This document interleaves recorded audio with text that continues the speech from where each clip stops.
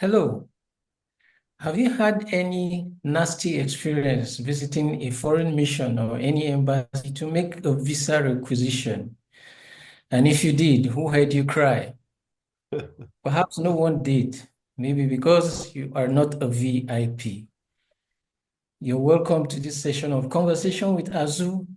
On today's session, we're discussing Ribado's fury over Canada's visa refusal, as written by Azu Ishekwene, who is joining me live on Zoom from the United States. Thanks for coming on the conversation, Azu. Thanks for having me once again, Julius. Pleasure to be here. This intervention is topical, and again in Nigeria, it is still a raving issue of discussion. And so let's dive in straight on. I would like to ask you, could Ribadu have left his outburst when he said the Canadian embassy in Nigeria could go to hell? Could he have left this response for the Nigerian Ministry of Foreign Affairs? Yes, I certainly think that would have been a better option if you ask my opinion. Of course, I understand that because of the position he holds as a national security advisor, and obviously the chief of staff, who's the top security chief in that architecture, the jewel of Nigeria's military establishment was involved. He felt a need also to lend his very weighty voice. But it's okay that he felt obliged to intervene. But the manner of the intervention, in my view, could certainly have been different and more restrained. In my view, yes, certainly more restrained. If he ever thought there was a need to make such an intervention, I think it ought to have been more restrained.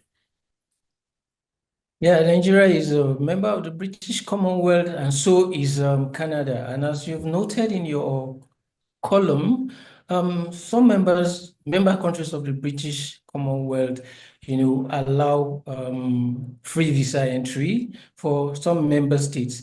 Do you think the denial of visas to high-profile Nigerian citizens by the Canadian embassy, given this background I just painted, was deserved?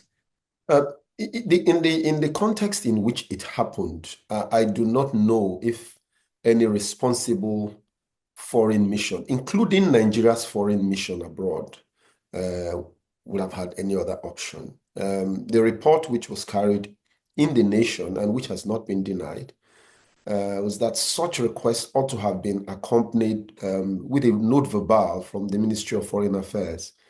And it obviously was the responsibility of a desk officer in the office of the Chief of Defense Staff to have coordinated that, but that didn't happen. So I do not see how that was Canada's the fault of the Canadian High Commission. But as you said, and very correctly, I mean, until immigration pressures increased significantly across the world, there was a time when in the so-called British Commonwealth, as it was called at the time, of course, the Commonwealth now, you could visit most Commonwealth countries for 60 days with just a visa on arrival. You are not required actually to get a visa before, you know. And a number of Commonwealth countries, including Britain, obviously still retain a list of countries with visa exemption, for entry. So, but obviously the pressure, the immigration pressure across the world has forced many countries, including Commonwealth countries, to tighten regulations for entry into their countries. Now, let's talk generally about issues concerning the green passport, the Nigerian passport. Do you think it has become some kind of stigma for travelers with a green passport at different destinations across the world? Absolutely, absolutely, absolutely. I was looking at some data, a data that was shared on a platform that I belong, and the most highly ranked passport around the world, I believe, is the Singaporean visa or Singaporean passport, which could actually land you in 193 countries across the world. Without a pre-visa entry requirement. So you could do visa on arrival in 193 countries if you're a Singaporean. And if you were a British citizen, maybe about 180 countries or thereabout. So you see that even in the pecking order of uh, visa influence, I mean of passport influence, even the Singaporean visa ranks high, much higher than the British and the US passports. I try to look in that data for where the green passport lies at. Honestly, I couldn't find it. But it's not we can't keep blaming other people for where we found ourselves. All right. Um, there was a time, as I said in my article, when you could use the Nigerian passport to travel to many countries in the world, and you did not need visa before arrival to go to those countries. I think it's possible if we work very hard at it to get our country back to that position, where outside West Africa, which is the ECOWAS region. In fact, interestingly, I even hear that Nigerian passport holders now cannot even go to Niger.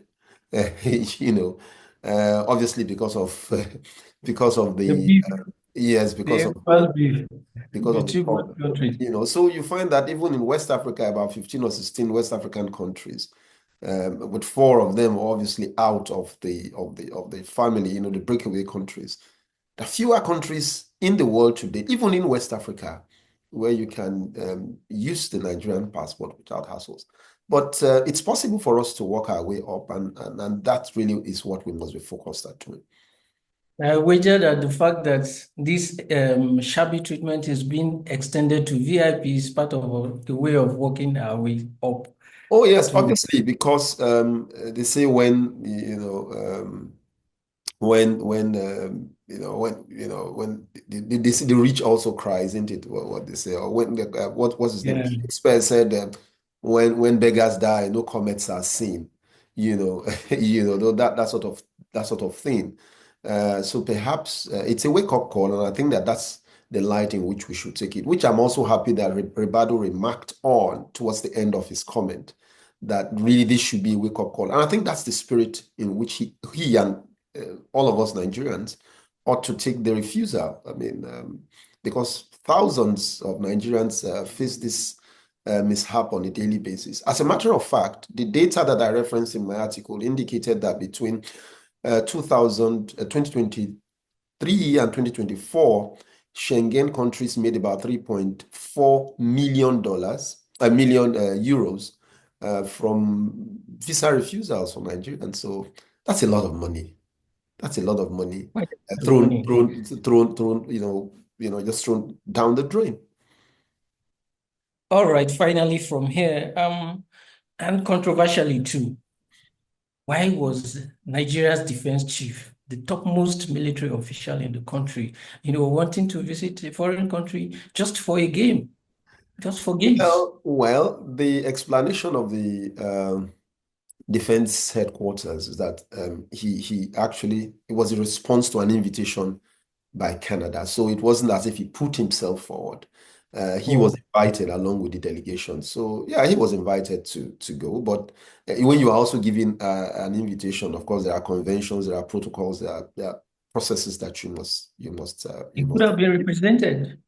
Yeah, plus, and I made that argument as well, especially given the challenges that we face in it's the Invictus game is well, obviously an important game, especially for servicemen and veterans were injured in action. But I think that given the clear and present challenges we face in Nigeria, a better option, in my view, would have been for him to delegate attendance. All right, this is where we just drop the ball. If you need to read to know more about this, read our column on azuishekwene.com or get a copy of Leadership Newspaper of Friday, today, 21st of February, 2025. Thank you for coming on the conversation, Azu. Thanks for having me again, Julius. It's a pleasure. Thank you. Bye for now. Bye.